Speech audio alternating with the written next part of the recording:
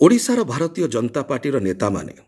एवं मान्यवर केन्द्रमंत्री श्रीजुक्त धर्मेन्द्र प्रधान निजर संकीर्ण राजनैतिक स्वार्थ को चरितार्थ करने अभ्यासगत भाव में मिथ्या एवं विभ्रांतिकर अभियोग आनी ओडिशावासी को बदनाम कर दुई थर ओडिशा रे हॉकी वर्ल्ड कप है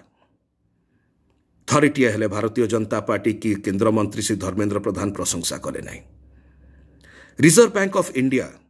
कहला भारत वर्ष रे ओडिशा होछि एक नंबर राज्य नंबर 1 स्टेट कोथरे वित्तीय परिचालना एवं लोन मैनेजमेंट रे से माने नीरव रहिले।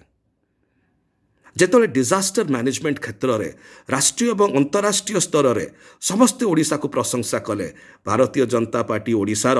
नेता माने एवं मान्यवर केन्द्रमंत्री श्री धर्मेन्द्र प्रधान चुप रहिले। जेतेबेले ओडिशा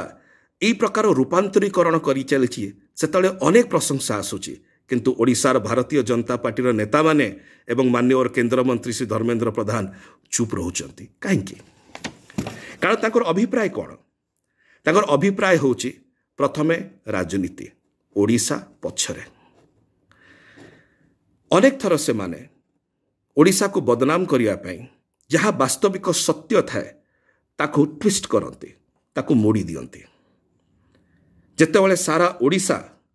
आज बहुत गर्व अनुभव करुछि जे ओडिशा रे बहुत भल काम होछि सेतेबेले से माने विव्रत ही पड़ुचंती एवं मान्यवर श्री प्रधान निजर राजनैतिक स्वार्थ सिद्धि पाई संकीर्ण राजनैतिक स्वार्थ सिद्धि पाई ओडिशा को बदनाम करचंती। ओडिशावासी विगत दिन में मान्यवर श्री प्रधान को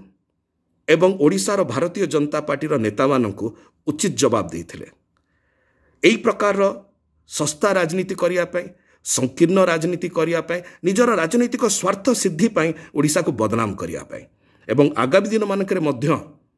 ओडिशावासी एई ओडिशार भारतीय जनता पार्टीर नेता एवं मान्यवर केन्द्रमंत्री श्री धर्मेन्द्र प्रधान को उचित जवाब देवे।